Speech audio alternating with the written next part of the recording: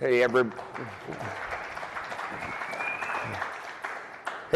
thanks for joining us. I know we're standing in the way of golf, probably for some of you, so we have a good setup here, and having a really good high-profile shipper like Lockheed will just make for a great conversation. So Luke, let's just get into it. Yep. In today's environment, many manufacturers are facing sudden demand surges. So at a high level, how do you think about things like scaling capacity and improving lead times in a highly secure and also highly regulated supply chain without compromising quality or compliance? Yeah, one of the things that is difficult for us tonight, if you read the news, we've agreed to quadruple production of some of the missile platforms that we work. And what we see the challenge is getting the parts to make those systems. So it's not that we can't make them as fast as it is getting the parts and finding the vendors that can produce the material quick enough and safely enough to meet the demand that our customers are giving us. So it's actually, for us, it's a little more upstream and getting the parts rather than managing it ourselves. Okay, interesting. So looking back at, like, say, the last year and a half, what's changed the most, do you think, in terms of how Lockheed thinks about transportation and logistics, sort of with an emphasis on the LTL side of things? Yeah, I mean, we've always tried to build partnerships with our providers, and so we've leaned heavily on them through changes in the landscape, through certain companies going under and other companies buying each other. We really do try to leverage those partnerships, and what we saw with LTL this year is the carriers getting a lot smarter in how they go about getting that business. So rather than trying to bite the whole pie, they're looking at it and saying, this is really where we want to grow, and this is important to us. Okay. So Lockheed recently completed an LTL bid. Rates went live on April 1st. What were you sort of optimizing for within that event? And what were sort of the key takeaways in terms of the key things that you learned? Yeah, one of the biggest changes for us with LTL this year is after over 20 years, we updated our tariff with SMC3. So we are finally using a current tariff, which will make the carriers very happy. So we wanted to make sure that we managed the implementation of that tariff correctly. We wanted to make sure that we understood the rate impacts and that we worked with the carriers to mitigate any changes that were coming. Price is important to us. We're a government contractor, ultimately a taxpayer-funded entity. Yeah. But more than anything for us, it's going to be service and the ability to meet the transit times. So we really just want to make sure we keep the performance at the top. So with all the volatility in the market today, what's your approach to sort of managing transportation cost while protecting things like service levels and also network reliability? Yeah, this is where I've seen the diversification in the pricing structure. So we typically will have a business level rate that'll apply to any shipment that we could give a provider. And then we also have a lane level that we call a key lane rate. We've seen a lot more activity in the key lane rates. And so that's how we've been able to protect the cost a little bit, because we've gotten a lot smarter. The carriers have gotten sharper, the business that they're going after. So that's how we've been able to hedge a little bit of the cost increases that we kind of expected to come. Sure. And we were successful in that to a good degree in the bid this year. That's great. So moving from LTL to truckload, you're also in the middle of a full truckload bid. So how does your truckload strategy differ from LTL in terms of the things like procurement approach, risk management, and also planning? Yeah, truckload's definitely a different beast. One of the things that we're focused on right now is what's going on in the news with the non-domiciled drivers and the CDL challenges. Sure. We really tightened up our statement of work and our requirements this year for our truckload bid. We reduced the number of vendors that we went out to market to, and ultimately we've reduced the number of carriers that we're working with, because we've got to make sure that you're compliant to what we're trying to do. Yeah, no doubt. So tariffs, we touched on a bit yesterday in a different session I was part of. They're sort of back in the spotlight, especially more so next month when the Section 122s expire. But how do you sort of operationalize tariff changes inside the supply chain, and how do your teams work with CBP on things like reconciliation and compliance efforts? Yeah, tariffs are a huge deal for us or any defense contractor, especially aerospace companies. We've got a team of tariff experts internally that span the business and all the different product lines. Our relationship with CBP is real solid. Through our trade compliance organization, but also through our CTPAT program. Oh, yeah. So we've got direct lines into the CBP leadership. If we have questions about the impacts of the tariff or the application of it, we've got some good resources at the government that we can reach out to. You just mentioned CTPAT, and I haven't heard CTPAT in a while. Yeah. How are things like just generally going on that front for you guys as a company? So we've been in CTPAT since 2003. We were a Tier 3 importer since 2008. So it's a huge focus area of us internally. Obviously, we've got to have a secure supply chain given what we make and ultimately, what those products do is support the warfighter. So CTPAT's a big deal inside of Lockheed. We've got a cross-business team on it, and it's something we meet with quite a bit. A lot of energy goes into it. Okay. So taking things from sort of a strategy perspective, if we were to head into next year with a single takeaway on building a more resilient supply chain or transportation strategy, I guess, what would that be in terms of your perspective? Yeah, I mean, I think for us, one of the things we're trying to do is unify the supply chain from a communication and understanding standpoint. So historically for us, the procurement activities are kind of in their own bubble. The design and quality, they're in their own bubble, transportation, et cetera. So we're trying to connect those parties internally so we understand what lead time really looks like. We understand what the manufacturing cycle is going to be. So really it's kind of a lot of internal communication focus to try to clean things up. Great. So if we were to fast forward 2 years from now at this same conference, what are the types of things that you think would have fundamentally changed in how shippers like Lockheed manage transportation, and what would be the key parts of that in terms of what would happen between now and then to get there? Yeah, hopefully we're able to achieve some of that internal unification that we're looking to. I also think that there's a lot of emerging tech out there for visibility that we're going to try to take advantage of, where we know where our freight is, we know who's got their hands on it, we know what the touch points is, and really I think I see a lot of companies trying to push that as a service along with their normal track and trace. Yeah, no doubt. If you look across the supply chain landscape today, what's one thing sort of the industry needs to stop doing, and one thing they need to start doing in order to better serve complex shippers like Lockheed?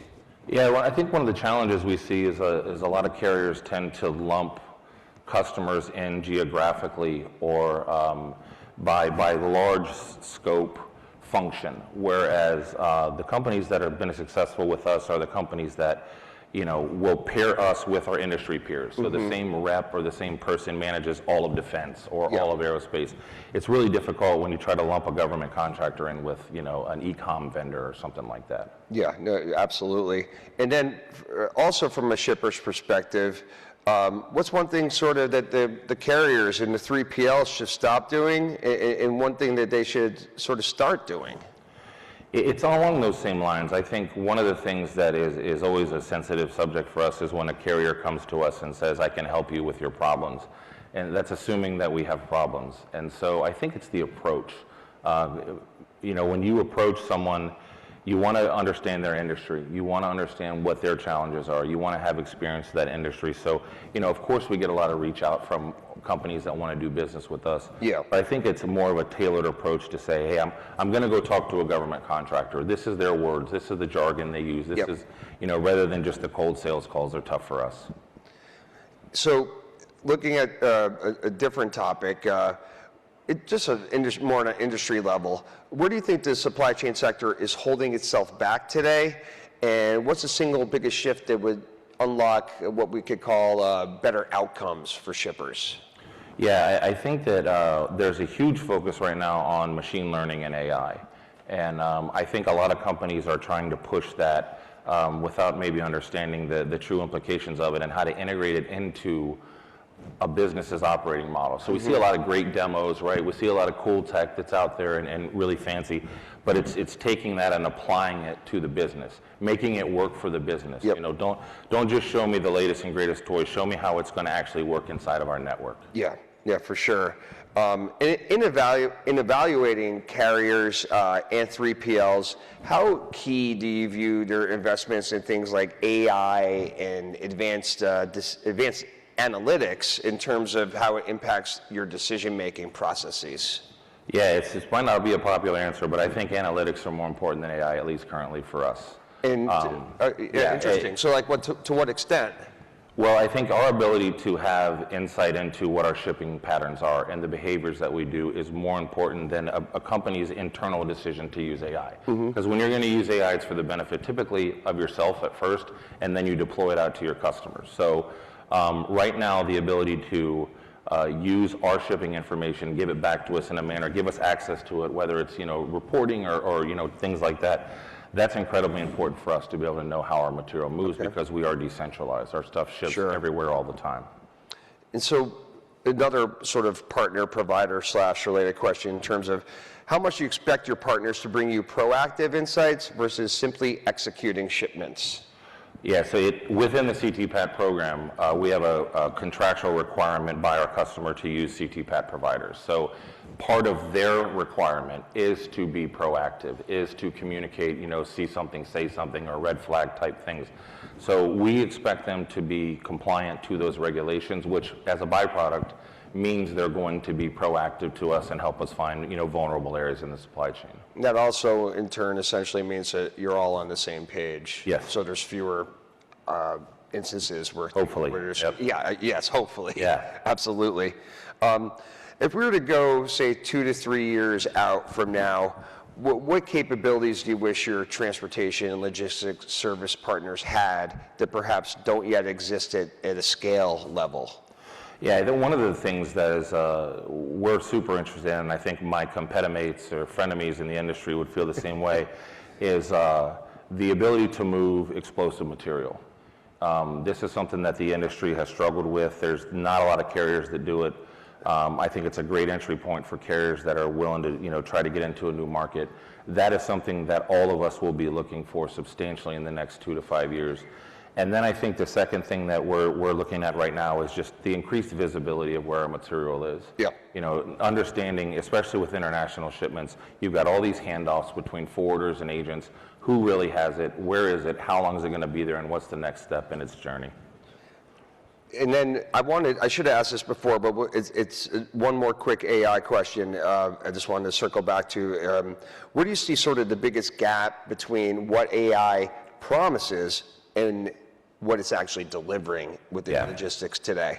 I think it reminds me of when blockchain was going to save the world.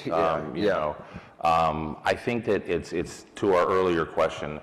I think it's the biggest gap right now is that you'll look at a tool or a capability, and the way that it's presented to you is fantastic, and it makes sense contextually by how they're presenting it. But in reality, that's not your business. So it's the gap between, I've got this tool, how do I fit it into the business that I'm trying to fit it into? Now, the businesses are going to struggle to adapt to the tool needs to adapt to the business. Okay, yeah, that's well put. So freight fraud and identity theft have become major concerns across the industry. Where do you, as a company, see the greatest risk? Yeah, this is big for us, especially with all the changes that are coming out right now and the tightening down of compliance for trucking companies. I think the biggest risk comes for us with international shipments that have the multiple handoffs. We don't always know. One of the things we look at is the ownership of the agents that are involved, right? Who's ultimately pulling the strings? Who's ultimately the ones that are in charge of this stuff? So a lot of vulnerability in the continual change off of transfer of custody during a shipment. Okay. That's the biggest focus area for us, other than the U.S. citizen drivers, which is key for us. Yeah, no doubt. And then how do you balance things like speed and efficiency with the need for tighter controls and also verification? Yeah, it's something that we try to do through the requirements we issue with our providers. So, we're going to say, this is what we need you to do to be compliant for our program. And then if that impacts their ability to execute timely, then we're going to have to go back and look at our own requirements and say, maybe we've got to change this a little bit to make it work for them. Yeah. And then in terms of the role your transportation partners play in helping to mitigate fraud and risk, what does that look like? Yeah, so it's again, I go back to, the relationship we have with CTPAT, and then I think one of the things we try to have with each of our providers is trust. And trust is incredibly important for us. We don't make 5 million of one thing and ship. We make stuff that's custom to order, typically for, some government end user. Yeah. So we have to trust who we're doing business with, and through their membership in programs like AEO or CTPAT or whatever it might be, they are giving us the information about potential vulnerabilities that they see. They may see a spike in hijacking or something like that, a cargo theft. So they're going to come out to us and say, hey, you ship a lot of stuff out of this area. We might need to take some extra steps to be careful. Understood. And then beyond fraud, what are some of the other supply chain risks that you guys are paying attention to, or maybe they're top of mind? Yeah, I mean, I think for us, it's going to be counterfeit products are huge. Any type of penetration into the supply chain that's unwanted is going to be of concern. Transfer of custody is huge. Freight that loiters is a big thing for us. So if something sat somewhere for a long time, it's something we're really trying to be smarter about. Because if it's sitting somewhere, we're not quite sure what it's doing, why it's there, and who has access to it. So there's a huge push right now internally just to understand where our material is and how we know exactly who's got their eyes on it, and we're using some on-asset tracking, things like that and stuff to try to mitigate some of those things. So that loitering component you just mentioned, that's something that could clearly provide pause, give you pause. Absolutely, yeah. I mean, you'll have something that's just in some rogue warehouse in the middle of somewhere over in an international warehouse, and when your provider isn't exactly sure when it's going to leave and who has access to it, that's going to raise a lot of alarms internally. How about like on the geopolitical front? Yeah. I mean, obviously, there's a lot of tension in the world these Certainly. days. How do you view or think about that within the supply chain transportation lens? It's constantly something that is changing. Our requirements, if you look at our foreign military sales or our direct commercial sales, we're having to meet the requirements of a non-U.S. entity. And those change very, very quickly. Mm-hmm. So it's just a dynamic landscape. You kind of have to think on your feet a little bit and be flexible. You also have to write the terms of the contract in a way that they can be modified easily. Okay. And then when we look at building resilience into the network without materially increasing cost, that seems like a tough ask, but I'm pretty sure it can be done. How do you set about that task? Yeah, it's tough to get both of those at the same time, but one of the things that we'll do is like what we did with LTOs. We'll try to be smarter with how we bid. We'll try to be smarter with how we procure the activity. So, of course, we need a secure supply chain and we need resilience, and to some degree that is going to materially increase your cost. If you're asking for more things, you're probably going to have to pay for them. Mm-hmm. But if you can, diversify your bid a little bit and give the carrier an opportunity to bid on it in a manner that makes the most sense for them, we've gotten lucky a little bit controlling our costs that way. Okay. So when you go to market for transportation or logistics service partners, how do you view or consider what a best-in-class, quote-unquote, partner looks like? Yeah, it will be someone for us that's got a lot of experience in our vertical. So you're going to have some experience moving, U.S. government material, defense material, items of war, things like that. Mm-hmm. But you're also going to need to have really a strong account management. That's something that I don't think gets enough credit. Is you have to put a good team around your customer and give them the warm and fuzzy that they need. Let them know, one of the most important things is how you handle mistakes. Things are going to happen, right? Yeah. How are you able to respond? What kind of communication do you have with your carriers? That's where the trust factor comes in. Ultimately, you do business with the people that you like and the people that you trust. Absolutely. I mean, if someone has no experience in the defense logistics sector, I mean, you have to kind of really do some serious vetting. Yep. All right, this is an interesting one. So how do you weigh cost versus service versus innovation versus security in your procurement decisions? Yeah, it's. I think that those are different, and those attributes are important at different times. And so in the current environment, I would say security has trumped most everything for us. Mm-hmm. Price is always important. It's something that we are measured on by the government's oversight agencies, how we control our cost. But security and service right now, the ability to get the material into where it needs to go safely, compliantly is incredibly important. You can watch the news and see what's going on in the world. Yeah. We've got a big hand in some of those activities from a product standpoint. We have to be able to get those products where they need to go safely and securely. So those are the two biggest focus things for us right now. Yeah, no doubt. What are some things a carrier or 3PL could do today that would immediately stand out to you during the bid process?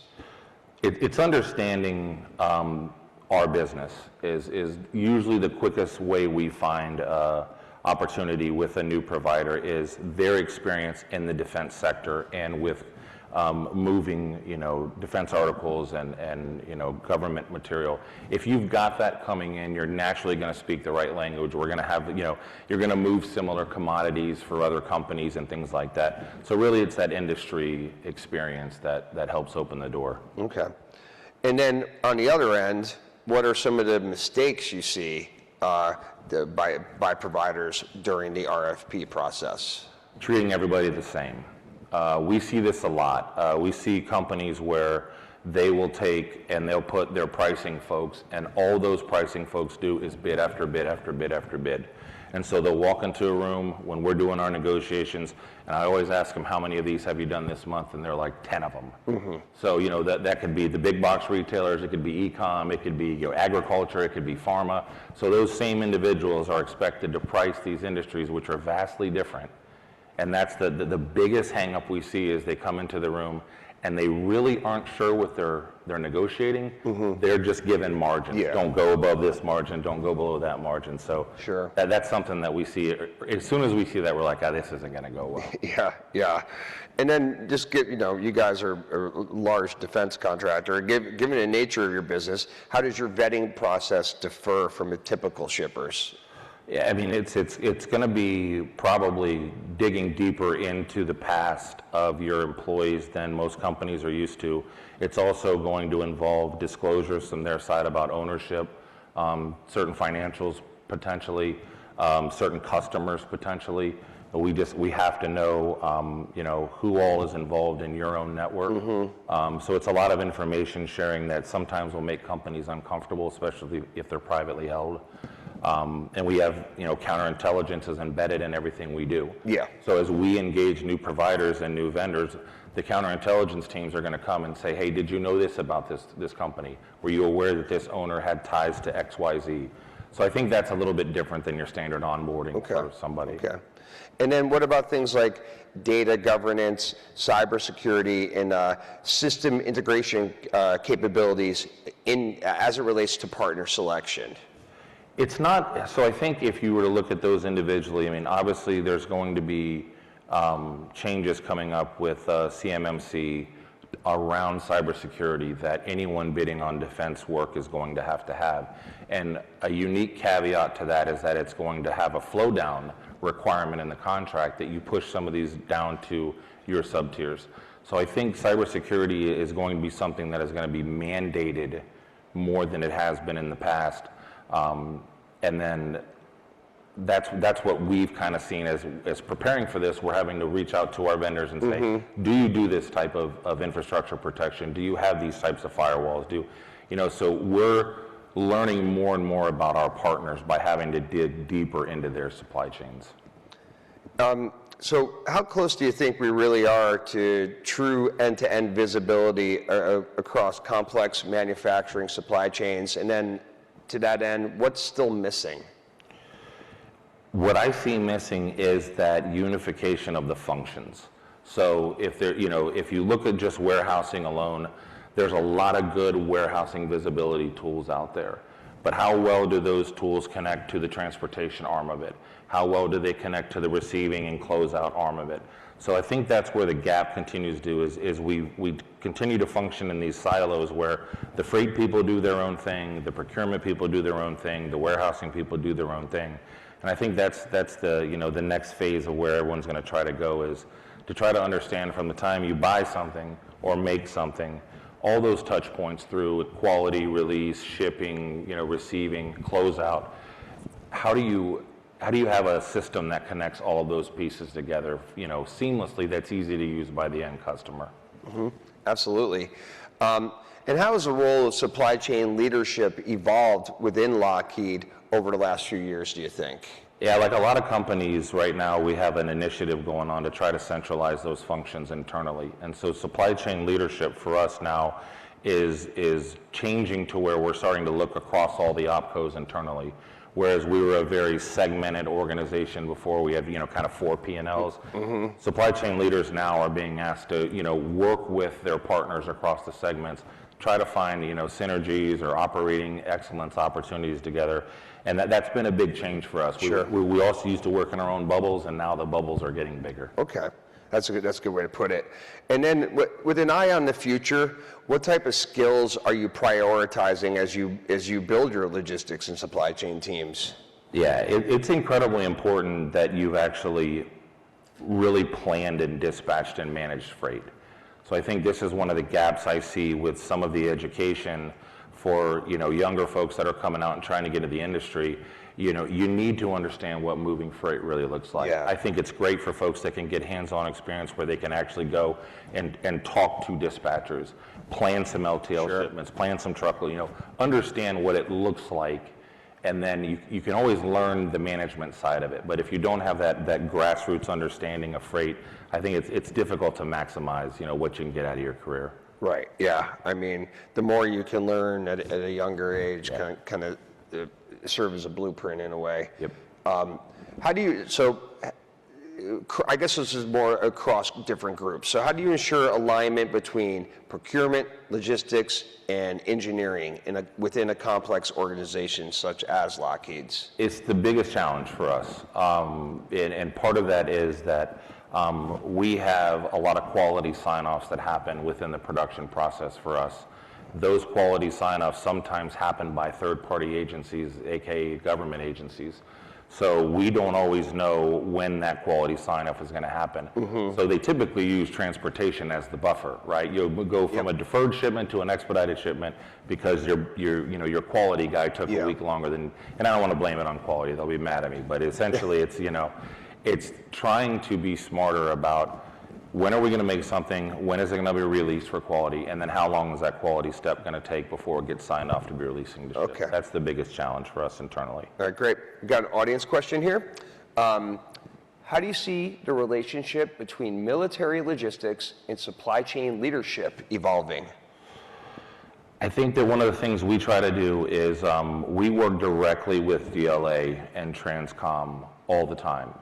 In our world, there's basically freight that we control and freight that the government controls. I think that there's a huge disconnect for folks that are transitioning out of the military to try to get into commercial freight because the way that the commercial works is dramatically different than the way that the military works. Yeah. For one of the biggest areas we see is in trade compliance. You ship base to base, you don't typically have to do customs brokerage. So the second that the military gets in commercial freight, all of a sudden now they're held to the same rules and standards that all the commercial shippers are. Okay. So I think that's one of the biggest gaps we see is just that, they are exempt from a lot of the commercial practices and transitioning to that is a big challenge. Yeah, I don't doubt that. So over the last, say, year and a half, are there supply chain initiatives at Lockheed that you're particularly proud of or that have been recognized externally?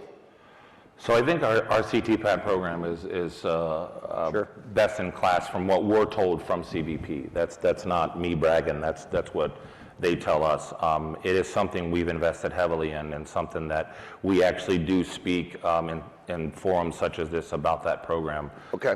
We also deployed a global 3PL about 4 or 5 years ago. We're really proud of that because it's now growing into our international operations. So it's not only U.S. support, it's now our FMS customers and things like that in other countries. So that global 3PL aspect, has that exceeded what you were hoping for? Absolutely, yeah. Okay. They're doing trade compliance for us. They're doing AOGs and critical NFO type shipments so that their scope is increasing. We're really excited to see where they go. That's really cool. Here's another audience question we have. What's one practice that your organization uses to manage risk and resilience that you believe most commercial supply chains still underestimate? It's probably the fact that we have dedicated organizations internally that are strictly risk focused. So whether it's risk doing business with a particular company, from the vetting and you know the safety of doing business with them up front, is it the transportation risk, the supply chain risk that's more in our world? Is it a financial risk? Is it an operational risk? So we have dedicated teams internally that are working that all the time. Not sure other companies are doing that, but you know, for our scale, it's something we have to do. Okay. Another audience question here. How is your team evolving its logistics and supply chain talent strategy from hiring to upskilling in order to keep pace with increasing complexity and also global risk? Yeah, that's a tough one. You know, we are actively recruiting. As of this morning, we had 5,100 jobs open. Now, a lot of those jobs are in engineering and they're specialized, but a lot of those jobs are what we call logistics analyst. So trying to get out there and find folks that have that experience that we talked about, you know, have that you know, grassroots understanding of what freight looks like. It's constantly evolving. We do a lot of recruiting from military sources. Okay. You know, if you've moved freight in the military and the government, you're probably going to be a good fit for us. But it is a challenge. It's a challenge to get people to come into supply chain, especially into transportation.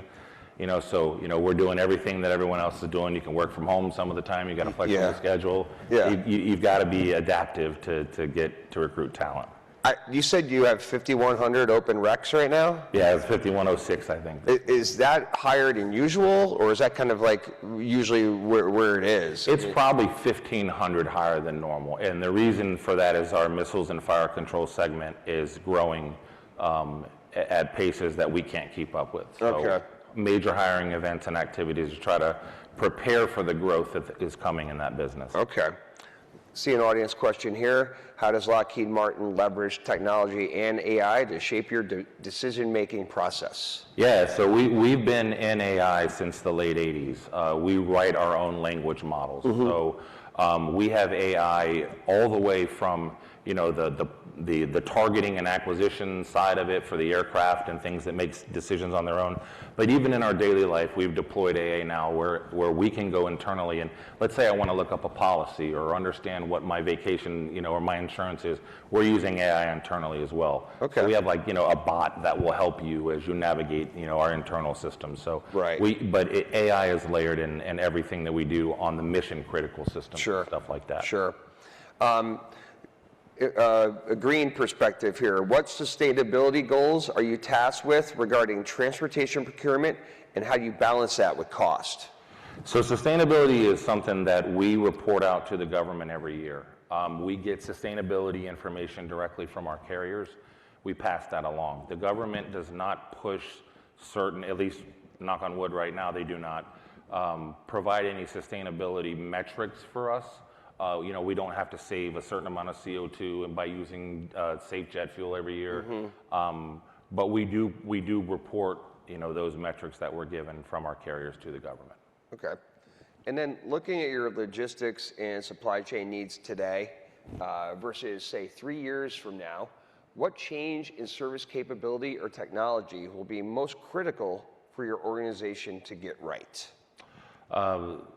Parts management and delivery compliance. Okay. So for us to be able to get the material where it needs to go on time and safely is going to be the most important driver, especially because we are supporting conflict areas and we ship things to bad parts of the world. So Yeah. being able to get that material in a timely manner is going to be the most important thing. Okay. And then, so what innovations within your supply chain organization do you believe are underappreciated by the broader market? I think the way that we manage the complex platforms like F-35, which we are told is one of the most complex supply chains in the world, where we're managing inventory for our partners. So we are going in and we are releasing material from other people's ERP systems to meet our production schedules. It's also, that program is co-developed by 19 different nations. So it's an allied support program. Yeah. So when you look at the fact that everyone's kind of got their hand in it a little bit and has an influence on what that jet does, it's extremely complicated. Okay. And I think that the fact that we manage all of that material that moves all around the world. I think if you saw how it's done internally, it's pretty impressive. That's cool. What leadership qualities matter most in today's supply chain roles, and how do you identify and retain people who can thrive in high-stakes environments such as yours? Yeah, I mean, the people that succeed for us are the people that will get their hands dirty and understand the business that they're responsible for. Don't manage from afar. Empower your people to be autonomous. Trust them to get the things done, but also understand exactly what it is. If you're a procurement person, learn that process from front to back. If you're a freight person, learn that process inside and out. The people that succeed for us are the people that really become the subject matter expert in one discipline, and then their scope kind of creeps out as they go further in their career. Okay. Here's a pretty timely one. How has global disruption impacted your ability to deliver the final product? Oh, it's a huge thing right now. With what's going on with Epic Fury, we've had significant challenges getting material into the Middle East. We've had to get real flexible. We've had to fly things in to certain parts of the world and drive them under armed escort in certain cases, which adds a whole layer of complexity to it there. But we've had to really lean on our freight forwarders and our providers to come up with some creative solutions. But it is definitely something that, late March, early April, when it was really popping off, we were getting hourly updates on airports that were open and flight routes that were closed, airspace that was closed. So it's definitely something that can change quickly. And when you were flying in and then driving to wherever your final destination was, did the length of hauls, did they see a lot of variation? Oh, by days, absolutely, because you do run into some of these checkpoints and they only man them 3 days a week. So your material's sitting out in the desert, who knows who's trying to get at it for a couple of days. That's where the armed escort part comes in. Okay. Shifting gears here a bit to the carrier side of things, if you were to pull out your carrier scorecard, what does a carrier of choice look like? It's going to be somebody that we trust. I mean, as simply as, that's an oversimplification, but someone that has been able to build trust from our transportation decision makers is going to be somebody that we are growing with and actively trying to expand scope with. We see that with a lot of hands-on management from their side. So typically there's if I give you a carrier name and our decision makers know who the rep is, where know how to dispatch, you're going to be successful with us. Okay. The University of Tennessee students have been here this week. They've been more or less cited in nearly every session, as they should be. They are the future. We need these guys. As you think about the next generation of supply chain leadership, what capabilities or mindsets do you believe are currently most underdeveloped today? And what things should they be focusing on if they would like to be in a VP or C-level role down the road?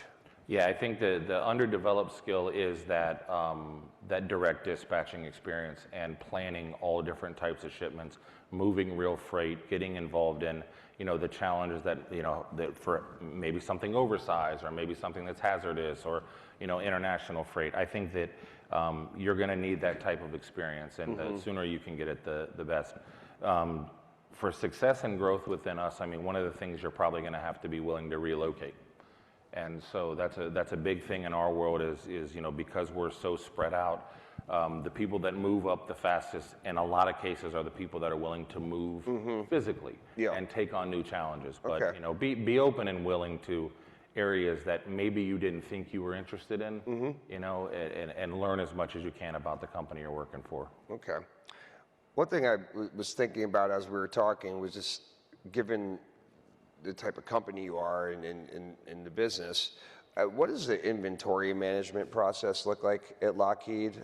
What's that comprised of? At a top level, I'm sure you could talk about it for a long time. Yeah, I mean, it's something we're trying to unify right now. So it's that same initiative where we're trying to, consolidate process across, but essentially it's done at the business level currently right now. So we have big ERP systems, big WMS systems that are installed in the process, and everything from RFID to asset trackers on the tab, things like that. So it's quite the undertaking, but it is something we're trying to get smarter at. Yeah, so it's fair to say that there's both challenges and opportunities. Absolutely. Yeah. Yep. Any audience questions? We have about 4 or 5 minutes left here. I can't really see with the lights, I but can't see either. if Everybody's ready to golf. yeah, I think so, and I'm jealous. Oh, Victoria, you got to press it hard. Is that, Yeah. Yep. just to follow up on the recruiting part of things, do you work with schools and other academic organizations to Oh, absolutely. get those people that you need? Yeah, a lot of those are done locally at a facility level. So if you take our larger production facilities, they typically will have a relationship with universities that are in the area or trade schools, especially. We do a lot of fabrication, so we have a lot of trade school partnerships that we have. But absolutely, we're out in those local areas working with, the next generation for sure. Okay, anybody else? Here we go. So as somebody who did work 15 years ago on the F-35 Yeah. strike fighter program on identity for those 19 nations and electronic signing of documents, it was a trigger for the first order. I'm sure. Yeah. It's really fun. Can you talk a little bit about how you think about the supply chain of data versus just the supply chain of products? When I Yeah. get information from Lockheed, how do I know it actually came from Lockheed? Is it properly electronically signed? Enough defense department people know how to support defense. Yeah. But reading that beyond defense into the rest of industry, so we have secure correspondence, we have secure email, we have identity, we have signed bills of lading, et cetera, et cetera, et cetera, et cetera. You're in a perfect position to help this industry learn how it should be done right. Yeah. We're a long ways from that. We are, and this is that internal team that I referenced earlier that's involved in supply chain risk management. That is all they do. So we have various ways we connect to our vendors and suppliers electronically where there is credentialing that goes on, when we pass information back and forth that we know that it's going to the right person and it's coming from an authentic source. But as we get further into the sub-tiers, that challenge becomes even harder. So if we're only working with 1 or 2 sub-tiers, we can control it. If that vendor is subbing out to multiple vendors, that's where it becomes difficult. And that's where I think the requirements that are coming out with some of these new updates that they're going to have to government contracting is going to force a lot of those smaller vendors to get some of those credentialing things that for us, we've used them forever. But it is a big challenge right now, getting deeper into the sub-tier as far as, the integrity of that information. Something that we're working all the time. Into our AI friends who just implemented what they call data manufacturing. Right? We quote the NVIDIA CEO, and manufacturing knowledge, but they have exactly 0 quality score in their manufacturing process. We don't know the server, we don't know the unit structure, we don't sign the prompts, we don't sign the output. Yeah.